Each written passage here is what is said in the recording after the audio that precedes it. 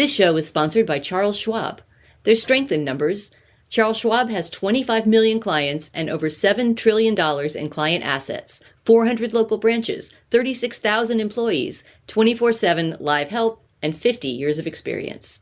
There's strength in those numbers, and at Charles Schwab, investors are the number one priority. Visit aboutschwab.com for the numbers and schwab.com to learn more. Hey everybody, it's Tim Heidecker. You know me, Tim and Eric, Bridesmaids, and Fantastic Four. I'd like to personally invite you to listen to Office Hours Live with me and my co-hosts, DJ Doug Pound. Hello. And Vic Berger. Howdy. Every week we bring you laughs, fun, games, and lots of other surprises. It's live. We take your Zoom calls. Music. We love having fun. Excuse me? Songs. Vic said something. Music. Songs. Music. I like having fun. I like to laugh. I like to meet people who can make me laugh. Please subscribe now.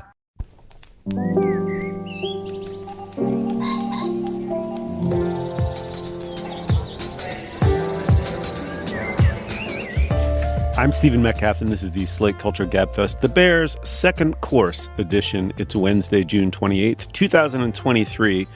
On today's show, the already widely beloved TV show The Bear returns on Hulu. We don't typically do second seasons on our podcast. We felt this one was special enough, maybe, or the buzz around it was notable enough to cover it. So we did. And then something else has returned as well. J-Law, Jennifer Lawrence, takes her stardom in a new direction with her summer sex comedy, No Hard Feelings, about a woman who's hired by wealthy helicopter parents to date their son. It co-stars Andrew Barth Feldman as her Mark. And finally, in which Steve learns what John means, but actually doesn't, because you Google it and it's like, yeah, it's kind of a what's it word. And then you have to Google what's it, and you're in this like weird linguistic hall of mirrors. Much more to the point, we're discussing an incredibly fun blog. I feel like I'm 100 years old doing what the fuck is I guess we call it a Substack newsletter. We have a friend of the program that we see way too little of and haven't seen in a long time, Jonah Weiner, and unfortunately can't join us for this segment. He says hi to our listeners, but he wrote something so fun on his Substack about the online clothing emporium Ssense, I guess is how it's pronounced. It's spelled SSENSE, all one word. I can't wait to have it explained to me, but what I read was just absolutely captivating.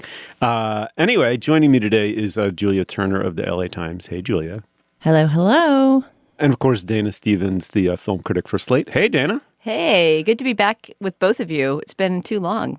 I'm a big fan of yours, but I'm a much bigger fan of your Godzilla shirt. I don't feel like I've seen it in a long time. Really? This is one of my standards. Yeah, okay. I just haven't noticed it in long. It's really cool. That's a great shirt. All right, shall we? Let's do it. All right. Well, The Bear is the, as we said, already highly lauded TV show. It's from FX and Hulu about a family business being taken over by a second son after the first son has killed himself. The show dropped you verite style into the utter chaos of running a restaurant. It was beloved justly, I think, for its humor, pathos, and above all, its extraordinary ensemble cast. Season 2 returns to Hulu. The consensus may be that it's an even better show. We'll discuss. This version does two things, broadly speaking. I'd say it gives us a classic kind of 3-act style MacGuffin. Will they reopen the restaurant in time to pay back an onerous loan, or will they lose the joint? And it also, at the same time, opens up and really deepens it, taking us deep into the family past, the origins of the show as a kind of grief memoir, as well as going far-flung in all these interesting ways. It goes as far away as Copenhagen into the most esoteric and rarefied foodie temple of them all. It takes us to Noma.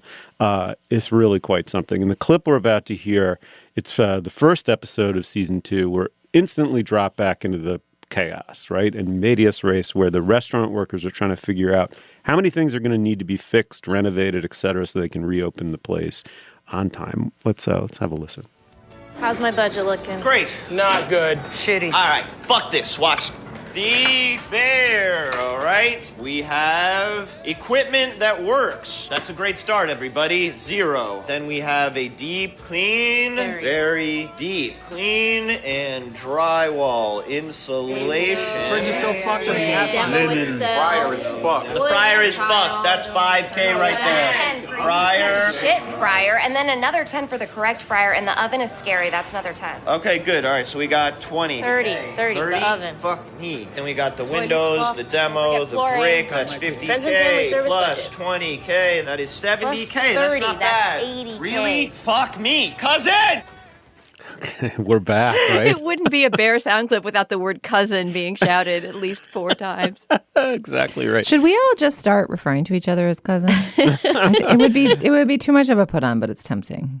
Julia, let me start with you. You know, shows, for understandable reasons, often face season 2 problems. You pour a lot into season 1 because you really got to go for it to get it picked up and even get a season 2. You might not be ready to produce something as strong. Bar was set really high here. Consensus is they cleared it by a country mile. What did you think? There are a few things I love about this second season so far. And I say so far because I've watched some of it, but not all of it. I really think that this show is an ensemble show in the best, deepest sense. Like, I feel like if I were running an ensemble show, this show would have me running scared about how deeply and well I am serving all of the facets of my ensemble. And I'm really impressed with the risk it takes to kind of shift focus. You know, they still are giving plenty of storylines to our, the beloved folks who were the main drivers of the plot in season 1. But we get to spend time with a few of the line cooks who are going to the Culinary Institute to sharpen their skills in advance of this opening. They're mixing up the flavors on the show with a lot of confidence, and I think it really works. Dana, what about you? I mean, first of all, I'm just excited the Bear is back. It's in a moment like Succession just ended, Better Call Saul is over. I want my show, and it's just nice to welcome this show back. Which, whatever its flaws may be, and I do want to talk about. I want to push back a little bit against the idea that this is like, absolutely masterfully realized television. I think that what makes this show stand out is that it has its own voice, and it's, as Julia said, a wonderful ensemble piece full of, you just are excited to spend time with these characters and watch them interact. I do think that this show, I suppose that its defenders could say this is what is lovable about it, but there are some real tonal shifts in between episode to episode, right? Which is part of the pleasure of the show, is that you never quite know what's coming. And there's also quite a few tonal shifts between the 2 seasons, right? So the standard kind of tonality for the Bear is something like what we heard in that clip, which is like a lot of overlapping dialogue, shouting, right? People kind of having it out, right? In front of each other and in front of the camera. And in some interesting ways, the second season veers away from that in some episodes and then veers very hard back into it in others. And sometimes that seems to me that lack of tonal control seems like the show could use some tightening, even though it's just half-hour episodes, right? But then there's some wonderful moments in those tonal shifts. Like, for example, the Copenhagen episode that you mentioned, Steve. Yeah. I think it's the 3rd or 4th episode of season 2 that takes the Bear into this odd new contemplative place with one of my favorite characters from the first season who we don't get that much solo time with, Marcus, the pastry chef, who is, unlike most characters in the Bear, pretty introspective and quiet. And he gets sent to Copenhagen to do a stage, as they call it, a kind of internship, a brief internship at Noma, a restaurant we've discussed on this show in its own segment, right? This legendary Copenhagen temple of haute cuisine. And that episode to me was so, it was just beautiful because it was all about travel, right? Mm-hmm. And about him sort of expanding his horizons. It was less about food even and what he was learning in the restaurant, although Will Poulter does a great guest turn as a chef, than it was about just discovering a different part of yourself and a different part of life. Okay, just like holistically, I loved it. I thought they did clear it by a country mile, even though it had been hyped to the skies before I started watching season 2. I think they nailed it, but they nailed it in a specific way, which is really going for it is going to include some misses and some hits. And I agree with you that tonal shift is where maybe it's not like seamlessly perfect, but its ambitions got so much bigger, and the restaurant itself, the kind of very MacGuffin, which I think they need spinally for it all to cohere. It's like, are we going to open it by X date because the Oliver Platt character, the rich, shady uncle, has loaned them money and calling in? I mean, if they don't make the opening, he gets the restaurant, right? It's like sort of, it's very MacGuffin-y. And I felt as though they were fan servicing in those parts of the show, like Cuz and, the Ibram Moss character. And like, it was all a little broad and like, we're still here, we're still doing the thing that you loved. And everything else had this tonal beauty and patience to it that was played against that and was quite beautiful. I mean, for example, one of the first moments where I was totally captivated was Sid, who we all kind of understood when we did this show early in its run, would develop into a major character and has. She's essentially now the partner of Carmy and, a young aspiring woman whose father, there's an extraordinary scene with her father. I've been Googling trying to find out what that actor's name is. Robert Townsend. That's Robert Townsend. Oh, I knew I recognized him. He's so good. Good in that part. He's so real. You're like, I think that's a real father. I read about restaurants in the papers. Oh my God, what are you reading? They're hard, papers? and a lot of them. Yeah, a lot of them don't work out. Yes, we've actually had this conversation I'm saying before. they don't. That doesn't mean that you won't. So then, what does it mean? Why are you bringing it up? Anyway, it's just this cognitive dissonance. It's one of those performances that's so authentic. You can't believe those lines were ever written down on a page. And but there's a scene where Carmy stands her up, and at exactly the moment where after her father has counseled her maybe not to trust him, and he sort of stands her up, but he says, "Go and just clean your palate and try other things. Like, get out in the city of Chicago." And it's not only a tone poem love letter to the city of Chicago, which is itself beautifully wrought. It's the same to the food scene of Chicago, and there are real cameos of Chicago, real restaurants and the real people who run them, talking to a young aspirant. I mean, her character, but they're real, talking to as if to a real young aspirant about the martyrdom, really, of being the business owner and chef or whatever of a new place. And it's like you pour all of your heart and soul into something that may very, very, very well fail or break you. And those stakes seemed really very real to me, more than the MacGuffin so far.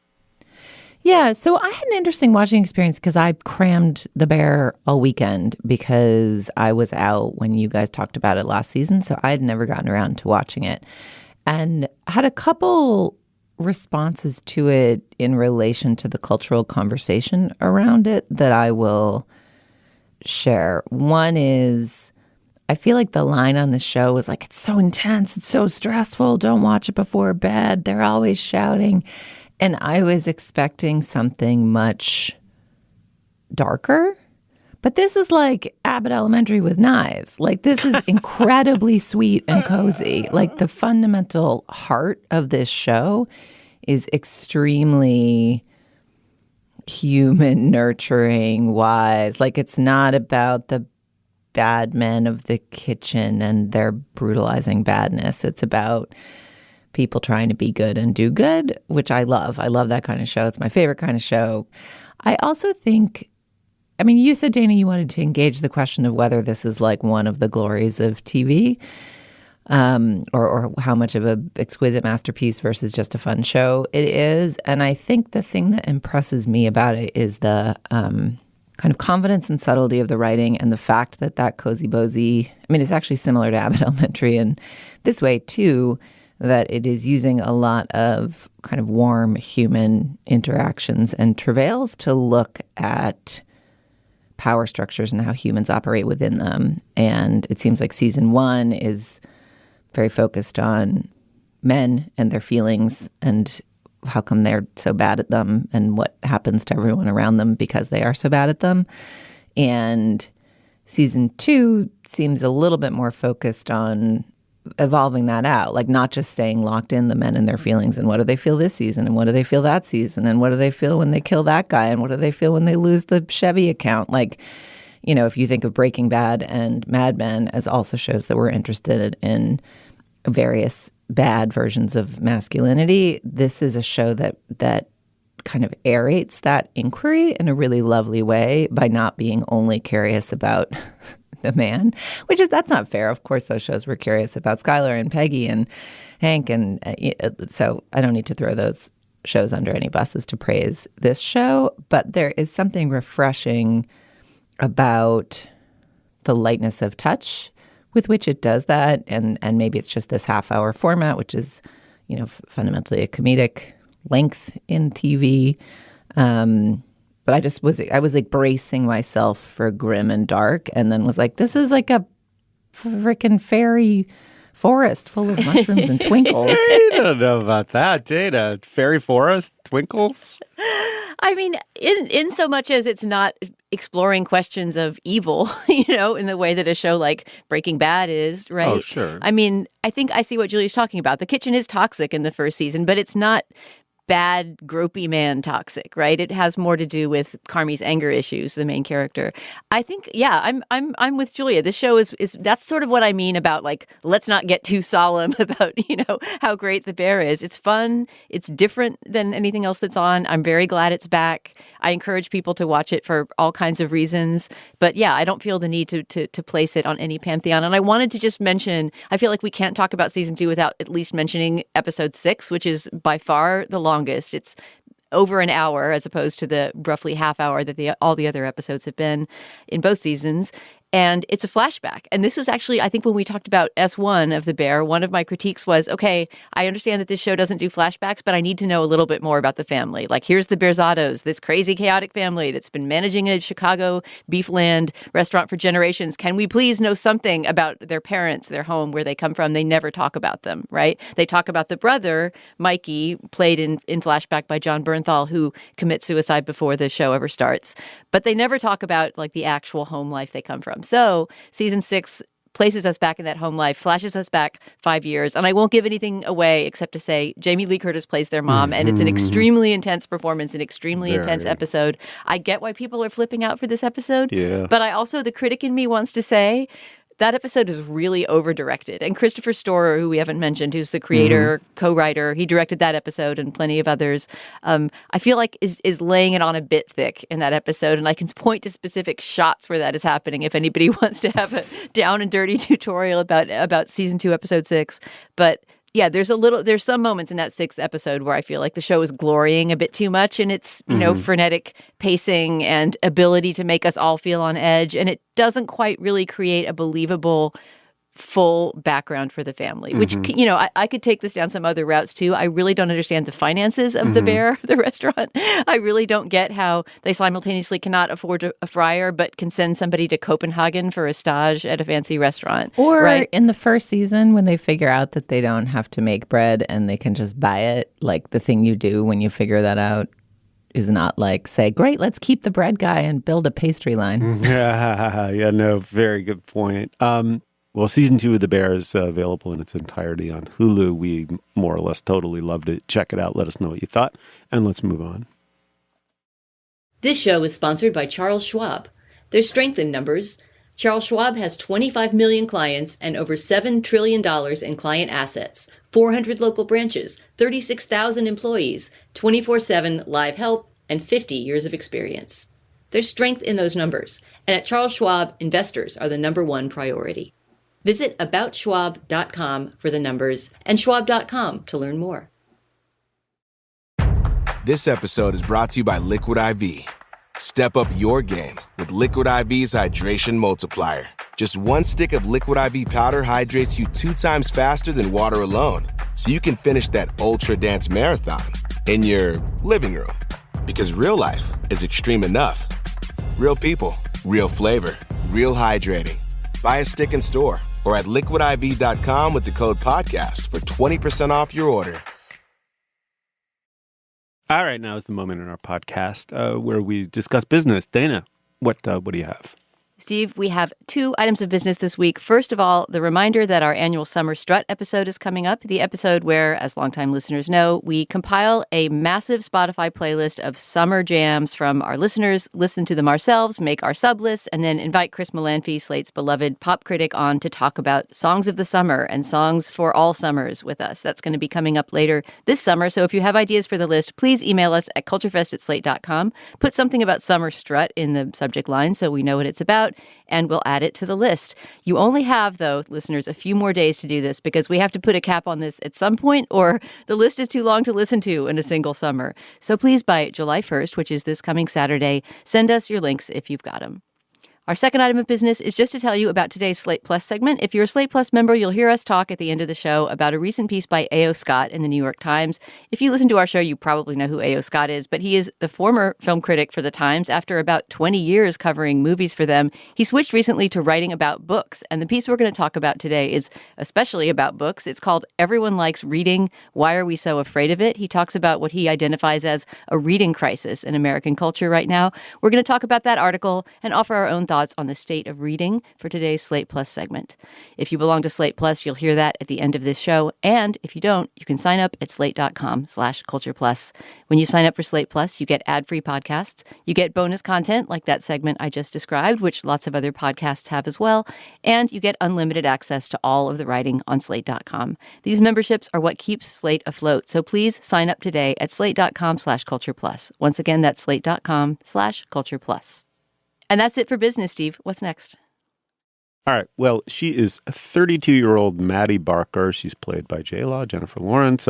She's a Montauk townie, works the summer season as an Uber driver. The movie begins with her car being repoed, and her house is close to that, too. It's inherited from her mother, and it's about to be taken away by the tax authorities.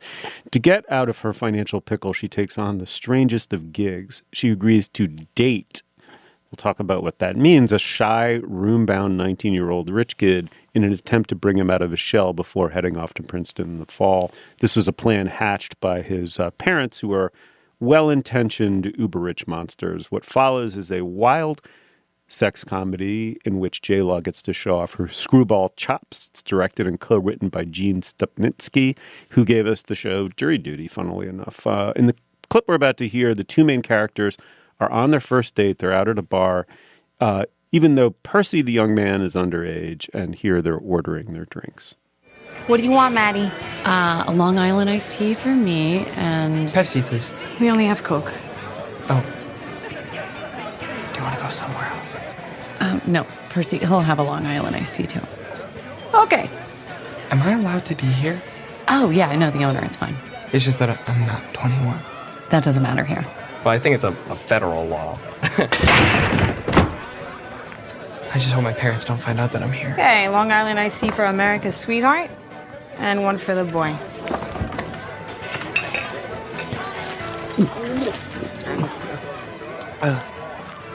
This is the worst iced tea I've ever had. All right, Dana, let me start with you. This is a big, relatively hyped return for Jennifer Lawrence. What'd you make of this vehicle for her? I mean, I have a feeling that I'm afraid that this is going to be one of those things where I go out on a limb and then both of you just scoff me into eternity. But I love this movie. It basically gets an A+ for me. It gets an A+ for exactly what it is, which, as you hyped it up top, is a raunchy summer sex comedy. It just felt so analog to me seeing this movie. Maybe it was related, too, to the experience of seeing it. Like, I went to a small local movie theater in Brooklyn that I'd never been to before because it's outside my neighborhood. I took a bus there. And it just felt like, and I didn't get on my phone. I just sat and looked out the window of the bus, and I felt like I was in 1990 the entire time, including the 103 minutes that the movie took. Even though it takes place in the present day, this is not a nostalgic period piece or anything like that. But it's the kind of movie that doesn't exist anymore. And I want more movies like this to rain down from heaven every summer. It reminded me of going to see, Fast Times at Ridgemont High or Valley Girl or something like that back in the 80s. But there have been later iterations of this type of movie as well, right? And I was thinking of Easy A, the Emma Stone movie that was sort of her breakthrough. A movie that's about young people making bad mistakes because of horniness, right? And money and all of the reasons that people make bad decisions in this kind of movie. And above all, just Jennifer Lawrence doing sex comedy. From the first minute she appears, getting her car repoed by Eben Moss Backrack in the way. By the way, Richie from The Bear. This is just the Eben Moss Backrack episode. He's everywhere lately. He really is everywhere. As he should be, yeah. But from the very first scene where she's, raging at him for taking away her car, I just thought, of course, Jennifer Lawrence belongs in movies like this. Why has she been doing, not that she's not right for those as well, but, these kind of big action tent poles that she has been doing for since the Hunger Games years. But she subspecializes, right, in this particular type, which is actually the type, in a way, a variation on the type she played in Winter's Bone, her breakthrough indie way back when she was, I believe, a teenager, which is like a tough working class girl, right, who's going to get what she wants by any means necessary. That would describe, I think, her character, Maddie, in this movie. And she's just so fun to watch and believable as that, as the kind of hot girl who uses her hotness in a somewhat cynical and manipulative way. But there's also a sweetness underneath.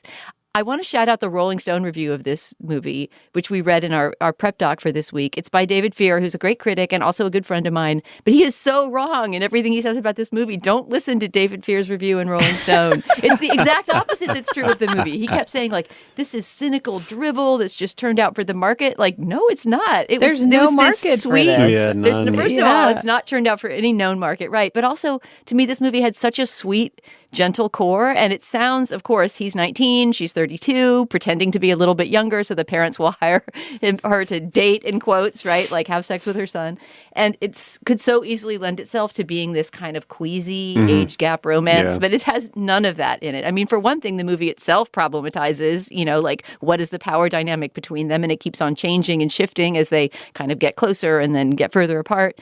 But I don't know. I completely believed their relationship, even when it had absurd action scenes and, nude beach fights and all kinds of stuff that that pushed it into a different kind of raunchy comedy territory. It kind of kept the heart. And also, I just have to say that Andrew Barth Feldman, who I saw in a teen production with my then, I think, 12-year-old daughter or something, playing Toad in Wind in the Willows, probably 7 years ago. He then ended up winning a Jimmy, which is sort of like the High School Musical equivalent of the Oscar for Best Actor, and then playing Dear Evan Hansen on Broadway, he replaced Ben Platt in that role. So I've kind of known about Andrew Barth Feldman being out there doing neat theater things for a while, but this is the first movie I've seen him in, and he's fantastic. And he gets really to sing. There's a beautiful, beautiful scene where he sings. It's really him singing. He arranged the song. It feels so handcrafted, this movie.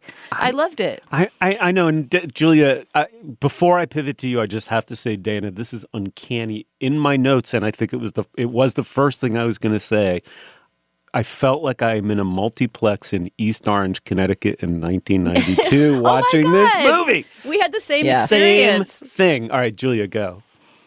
Also loved this movie. Yay! Oh, man. Yeah. I mean, I have some... It's an interesting thing to watch, and I get why maybe some critics, it didn't gel for them. I felt like for the first half hour, I was thinking, oh, God, this is not going to work at all. And there's some set pieces that are supposed to be funny that seem labored or didn't land for me. And then it just settles into this pair of performances that are very specific. She's a very precise person and she's messed up, and he's a very precise person and he's messed up. And in a funny way, he's the grown-up in the relationship. He's much more centered and grounded than you'd think. And it just kind of works. You're right. So it's a little tonally wobbly where you have to get comfortable with what even is an adult comedy and what is her personality. Her personality seems off-putting and insane for the beginning of the movie. And you're sort of who am I rooting for here? What is my angle in? And then it kind of settles into itself and into a confidence about its own unique tone. And then I just laughed really hard a lot in a row in a theater with other people, which just isn't, something that I'm used to, because that doesn't seem like what the theater is trying to make me do. It's more like wanting me to chortle at a wisecrack before things blow up, and actually just cracking my shit up. It was really fun. I loved being in that multiplex in East Orange in 1992, and it's hot AF out and the air conditioner's pumping, and over the course of 90 minutes you get told an entire story. And you fall in love with the star, right? She's an old-fashioned movie star. Like, I don't, they're out there, I get it. And they're acting, film acting and TV acting never been better. I mean, that's not what I'm saying, but that sort of just a person who brings quiddity and charisma of themselves onto the screen, and it goes straight to all parts of your brain. And it's like really like dangerously captivating. The other thing I would say is that to me, it's also about the class politics of summer communities where they evacuate, all the rich people evacuate, they seal up their houses, and they're effectively gone for 9 months of the year, leaving the infrastructure, like the social infrastructure of it, the people who service those communities and have to make their nut in those 3 months. I thought it was not like portrayed in like, ethnographic detail, but it was real to me. And her class ambivalences and even hatreds play into her decision-making in the movie. And that gets at the heart of this movie to me, right? These are two very fucked up, very wounded people who have the power to annihilate. Each has the power to annihilate the other, right? He has this power over her that's class and money power, and that really comes out later in the movie. And she has enormous power over his sexual self-esteem, and they both flirt with abusing that power vis-a-vis the other because they're so wounded and vulnerable. And the movie's about how they don't do it.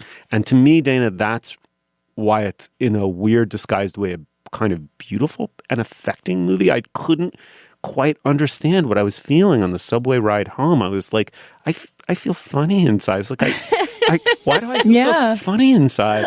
And so your heart grew 3 sizes that day, Steve. I mean, did it? Something happened. Was that what that was? Okay, I've got 2 quibbles I want to discuss before we adjourn, though. Quibble 1. This movie is like the least sexy movie I've seen in 10 years. Like, I wonder, the plot and the queasiness of the plot and the, it is good for the world that we are morally evolved enough that we, that there's no indulging of the idea of like, maybe these 2 crazy kids really will fall in love. The movie never indulges that this might be a real romance in the way that the one movie I thought of was Can't Buy Me Love, which I have not rewatched, but the plot of it is like rich girl fucks up beautiful white suede fringed coat, and rich nerd says he'll give her $1,000 if she makes him popular, and there's just like so much fucked up sexual money exchange. I mean, whatever, Pretty Woman. Like there's just weird.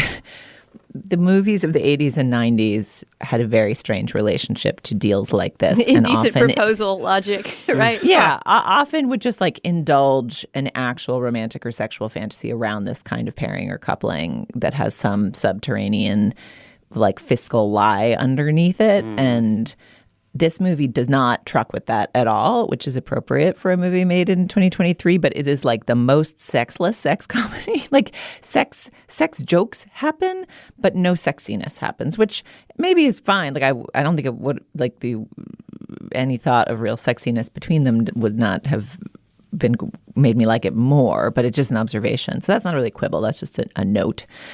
My quibble/question is this.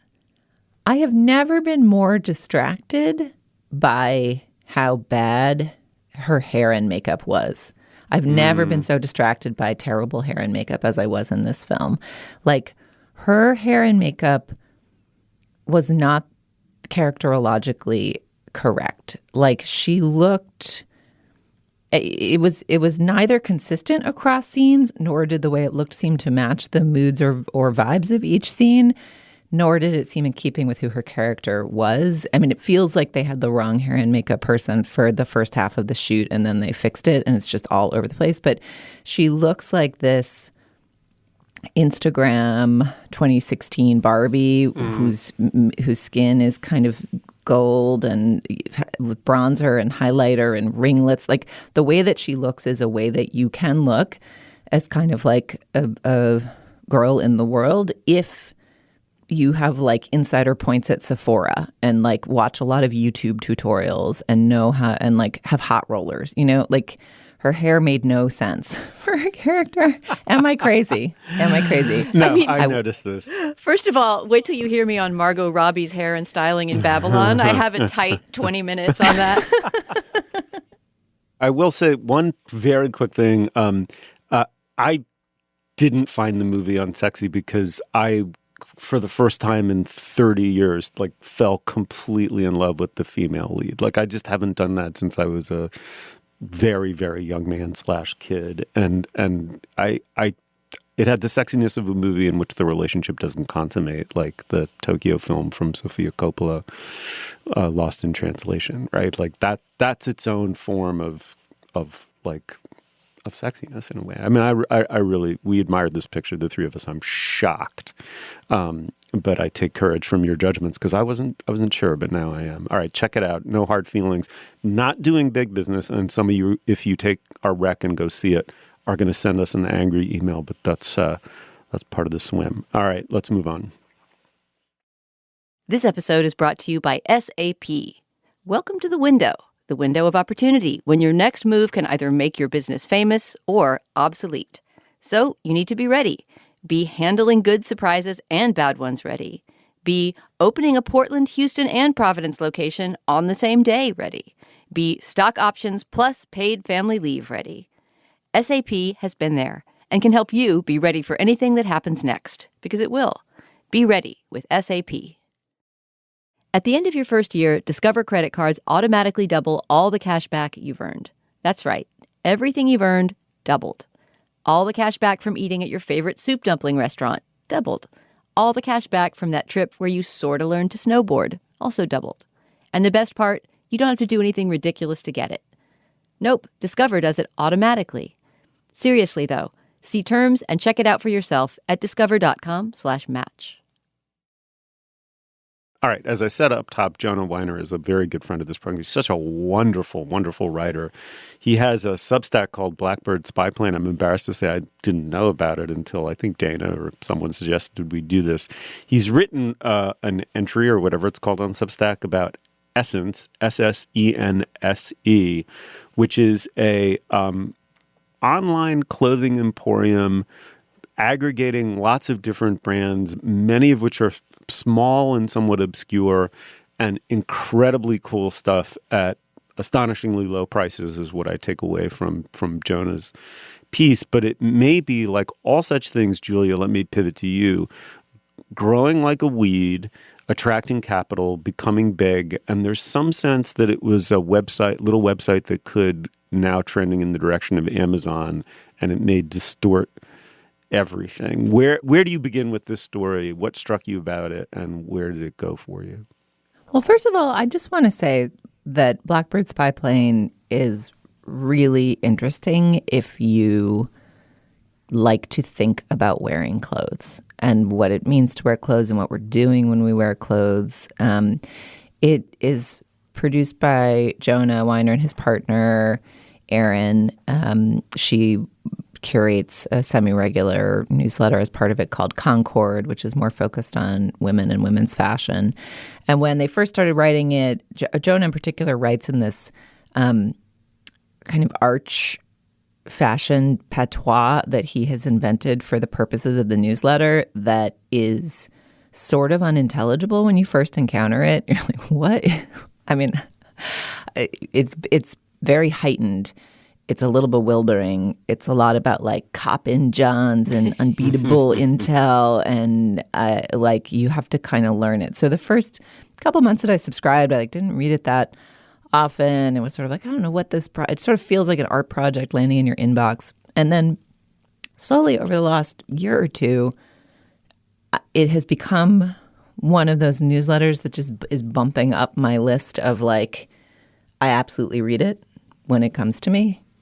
So within that, though, they have done this reporting project, which they're usually doing kind of style reporting, like here's cool stuff and here's cool people and here's cool things you could get and interesting ways to think about it.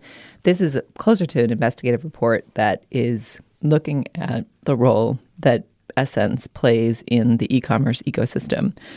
And the argument's really interesting. It's basically that Ssense is similar to any other big e-commerce app that you might use to buy fancy clothes, whether Net-a-Porter or Matches, or they name several others, which are kind of like glossy curated Amazons for fancy clothes.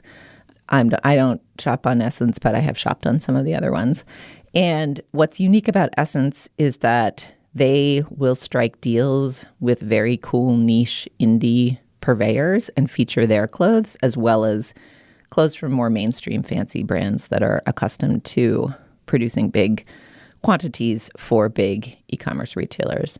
Where the problem seems to come in that they've articulated is that typically when a brand makes a deal with a retailer, there's rules about when you can put things on sale and for how much. And there are sources in the story, most of them anonymous, who say that styles that are forbidden from being on sale in the little boutiques that carry these tender growing little green shoot avant-garde fashion lines go on sale at Ssense at times when the boutiques are not allowed to put them on sale, and that the deals with Ssense are too big for the little fashion companies to have any authority to say, hey, wait, you said you weren't going to put that on sale. And so the argument is essentially that Ssense is screwing the little boutiques that help make the indie fashion ecosystem work by undercutting them on price, which they're technically not allowed to do, but they do anyway, and nobody seems to be able to do anything about it. And Jonah did reach out to Ssense for comment, and they sort of responded to say nothing in particular about that. They said, we're an evolving business. We support our partners. We respect our confidentiality of our arrangements with them, which seemed like a way of saying, like, fuck anybody who talked to you, and not really a way of rebutting what was actually going on here. And then, said they had no further comment on the story. So I think that's kind of what they're talking about. Is like, is this retailer a force for good in that it's boosting some of these indie businesses by giving them big deals and giving them visibility on this platform? Or is it bad for the indie fashion marketplace because it is undercutting the boutiques that make such a marketplace sustainable? And if a small line ends up on this site for a couple seasons, it could sort of overexpand, make 80 of something it might have only made 20 of before. And then if Ssense drops it, maybe the little boutiques don't carry it anymore because they're tired of getting undercut. So it was really fascinating to see this kind of business reporting in this context, and really interesting. And I'm curious what you guys thought of this reporting and this analysis. I mean, Julia, as a fellow reader of Blackbird Spyplane, I've subscribed to it since the beginning. I don't think, to be honest, that there's any Substack newsletter that I read every time it lands in my inbox, because there is just something somehow dispiriting about newsletters as a format, but that has nothing to do with this particular one. And I've always felt like it was doing something special with fashion writing. And I really felt like I learned something about fashion marketing that I hadn't thought about, and that because I don't shop for clothes online that much, or really honestly shop for clothes, period, I kind of decided at a certain point, okay, you've spent the first half of your life accumulating Johns. Now you got to start wearing your Johns. So except for an occasional vintage run in person, I don't really shop. So to see the state of the fashion industry at this moment in the 21st century, and at this moment in kind of, digital marketing of everything, was really fascinating and really depressing, honestly. I mean, somebody in this piece, I don't think it's Jonah himself, I think it's one of the people he interviews, describes what Ssense does as luxury arbitrage. And I think that's a good way of getting at the heart of what is disturbing about their business model, right? And Steve, you could explain what arbitrage is better than I could, but basically it's the sort of mass acquisition of a whole lot of assets so you can play them off each other, right? And try to take advantage of price fluctuations. I don't know. Some economist is listening to this with their head in their hands. That's not what arbitrage means, but... Well, that's what Ssense is doing, yeah. And that was a useful category for me to help understand it. Or maybe Netflix, something like that. Some company like that is a better example, right? A company that just amasses a huge amount of content material under its roof, right. And doesn't do any particular amount of work to help the producers of that content to get recognition, get marketing, Exactly. right? I mean, everybody's talked about like, oh, I went on Netflix to find this small movie, and you have to know the exact title of the movie and the exact spelling in order to find it because they're not going to give it any kind of boost. And it seems like Ssense is sort of doing that to these small designer brands, which is, as Julia said, essentially suppressing their ability to define themselves in the world. Arbing is when you take advantage of a price discrepancy between two separate markets, which they may be doing because a version of it because they're buying in bulk and then selling, they're buying cheap and selling dear, but that's not exactly what they are is a monopsony or developing one, which is a monopoly version on the buying end. And they're becoming the single buyer in the way that Amazon, in some sense, is the single buyer for wholesale goods. And that's going to give them enormous pricing power. This is like a really classic American story of the little cool thing that's on the margin. In this instance, it's this website's ability to find it. And I think Jonah, who clearly knows his way around fashion and all the way to the margins, all the way to the coolest, fringiest margins, seems to understand and know it, was able to find things on this site that really surprised him, really bowled him over. And then as in the classic American business story, right? It's like as it gathers steam, it draws attention and money to it. In this instance, Sequoia, here comes private equity. Like private equity is going to be the villain in every hyper-capitalist story in 2023. And it's the villain in here, and Jonah does a very good job of not calling them out. He doesn't ever get on a high horse. But the truth is, big money, Sequoia is as big as it gets. Big private equity money is now flowing to it. And all of these little indie types, fashion types, many of whom were willing to talk on the record to Jonah, know what's happening. This is just a new Amazon gathering steam here. And as one of them says, it's going to kill the thing we all love, right? Like it's the big that's going to kill the small and the unusual. And as they conclude, I might be begging them for a job someday. Yeah.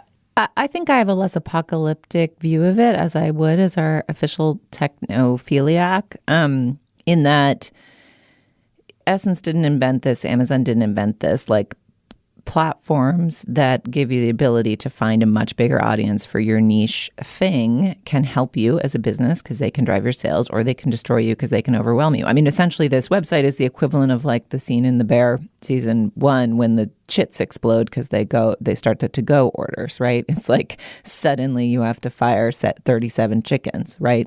And so, these businesses have some autonomy to make a decision about whether to be in business with an Ssense type place or a Sephora or whatever. But the thing I will speak for is the experience of the e-commerce shopper. I do use these sites. I actually don't really spend any time on Ssense, but I've spent time on Matches. I've spent time on Net-a-Porter. The role that they play in my life for the last few years is like a replacement for the fashion magazine. Like it's just a really interesting place to see what's being made and see what the styles are and see which ones I might like. I find it entertaining even when I'm not buying stuff. Like what's the cut of the jacket? Like, oh wow, everybody's making those funky little teeny tiny skirts. And so to the degree that Ssense is being operated with a more ambitious curatorial eye and a willingness to take a bet on small players and put them in, like, it sounds like I should have been looking at Ssense instead of Matches or Net-a-Porter, and I would have found more interesting stuff there, And I do. So I liked that the reporting was pointing out some of the upsides of Ssense as well. And I don't know, like, I think probably ecologically, like, the challenge of our time is all of these digital businesses have given us the illusion of infinite access to everything, right? Infinite access to all movies ever made. Oh, wait, psych, they're not actually going to carry them anymore. Oh, whoops, wait, we stopped making physical media. Like, we don't have that anymore. Uber will infinitely take you everywhere for practically next to free.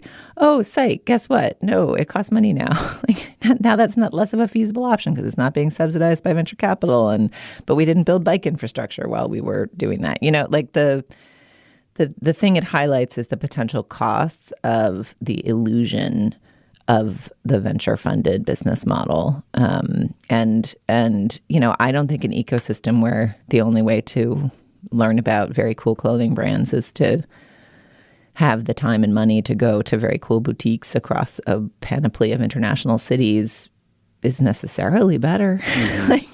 Or there are ways in which it's better. It's ecologically better. It's probably less consumptive. But there's also a useful role that this app is playing in surfacing this stuff to a broader, more democratic group of people. So I appreciated the complexity of the report and, just thought it was a really thorny little problem that they did a great job illuminating. All right, fair enough. And I don't disagree at all. He's just so good at balancing those. You're right. Jonah Weiner's just terrific. Blackbird, Spyplane is kind of amazing. I only just discovered it. We'll link to this post or whatever in particular on our website. Love to hear what you think. Let's move on. The hit series Claim to Fame is back on ABC. From executive producers of Love is Blind and hosted by superstar brothers Kevin and Franklin Jonas, watch and play along as these new celebrity relatives do whatever it takes to keep their famous family a secret. Don't miss Claim to Fame, new Mondays at 8/7 Central on ABC and stream on Hulu. All right, now is the moment in our podcast when we endorse Dana. What do you have? I'm going to do something unusual this week, and I'm going to endorse a job description, basically a job opportunity that I wish I could find the right person for. So this is me using this platform in the hopes that among all the bookish listeners we have, somebody will be suited to this 1-year part-time job. And the job is to be an access and engagement curator at the Brontë Parsonage Museum in Haworth, Yorkshire, which is the home, of course, of the Brontë sisters and brother. And is now a museum dedicated to their life, which I've always wanted to visit. I didn't manage to do it when I was in England earlier this year, but I'll go there one day. Anyway, I follow them on Twitter, and it so happens that they are now looking for somebody to be their access and engagement curator. This is a very particular job because it would only really be worth doing if you already lived in West Yorkshire, basically. It doesn't pay enough to move to West Yorkshire. It's only 1 year. It's only part-time. So this is great for maybe a student, somebody who's starting out in museum curation, somebody who's interested in literature and wants to explore that. It doesn't seem like you need to have any particular degree in museum science to do this, and it doesn't pay super highly, but it does give you time to have a different job. Anyway, I just feel like somebody out there is exactly the person for this dream job, and it just sounds so wonderful. What an access and engagement curator does is essentially help to put together their exhibits of furniture, clothing, manuscripts, all the things of the Brontes that they have, and try to get people to come in. And Haworth, of course, is in the middle of nowhere, basically, right? It's in a remote part of the Yorkshire moors. And so they're probably having trouble finding just the right person, but maybe somebody listening to this show wants to do this job. So we'll put a link to it on our show page. And if it interests you at all, you got to apply soon because I believe July 2nd, this coming Sunday, is their deadline for applications. Oh, that is awesome. Julia, what do you have? All right, I'm going to endorse the Instagram feed of a Parisian patisserie named Cédric Grolet. Do you guys follow him? I've heard of him. Is he a Paris-based guy? I think so. Honestly, I'm just assuming that from context clues because he looks so fucking French and the pastries he's making seem extremely French, and his name is Cédric Grolet.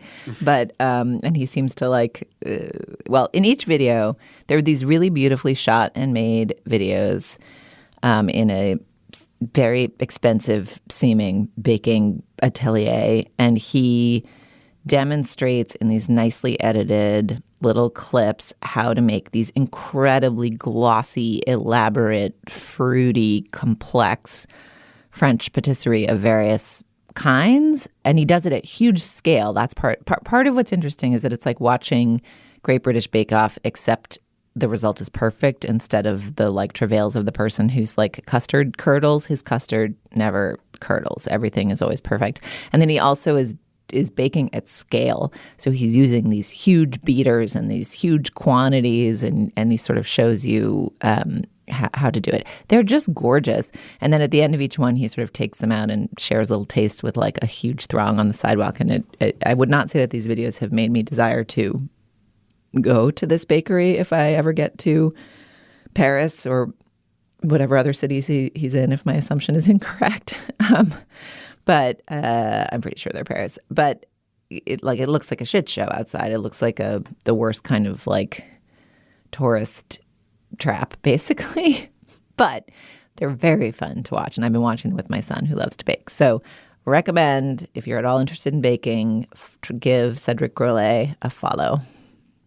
Okay, so I am endorsing. So many of our listeners, and I'm sure you guys are familiar with the English philosopher Amya Srinivasan, who wrote *The Right to Sex*, which broke her really big a few years ago. Feminist and Oxford professor, and *The Right to Sex* is like opens with this tour de force about sexual assault, and it's just brilliantly explored and argued.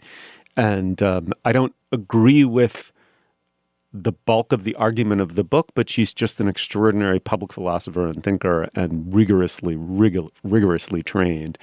And she has a piece in the new, I think it's the latest, London Review of Books about academic freedom that I just thought was brilliant and precise. And it runs to, I believe, close to 9,000 words. And it's this, I thought, somewhat definitive attempt to really understand how the notion of academic freedom is being abused by the right in England, especially because that's very close to home, and America as well, and how like a really cunning form of demagoguery is built around what she says, and I'll quote now, this conflation now commonplace of free speech and academic freedom. And so an absolutist interpretation of free speech, and in America, the First Amendment, is wielded against the right for academic departments, disciplines, universities to police who gets to speak, right? And her whole point is the entire enterprise of the university would be socially valueless if there wasn't a degree of disciplinary autonomy in which some people, as a consequence of scholarship, expertise, the ability to reason, I mean, just really fundamental ability to engage with others in the serious pursuit of truth, right? That failing the ability to internally enforce that within this community, this specific community, would render the university a complete joke. And the right knows that. So what they're in fact doing is very cynically wielding, a piety that most of us feel for some quasi-absolute notion of free speech in order to actually undermine academic freedom while saying they're the ones who truly believe in academic freedom. And this is a good example of how, and I hope this isn't overly broad or overly gendered, but I do think there's a way in which philosophy was stale and needed to be renewed by something. And you're like, what would it ever be? We've like thought through everything. But of course, we was white men, right? And the truth is philosophy has moved away from the monopoly of white males. And I would say women and women of color, as she is, working with philosophy and the absolute rigor of that form of argumentation and the training and discipline that goes into it in order to make points like this. And so I'm grateful to interact with it, but I thought this was an especially brilliant piece. It's called Cancelled. Amya Srinivasan writes about free speech on campus. It is, in fact, 10,000 words. It's on the London Review of Books. We'll link to it. Is very worth your time.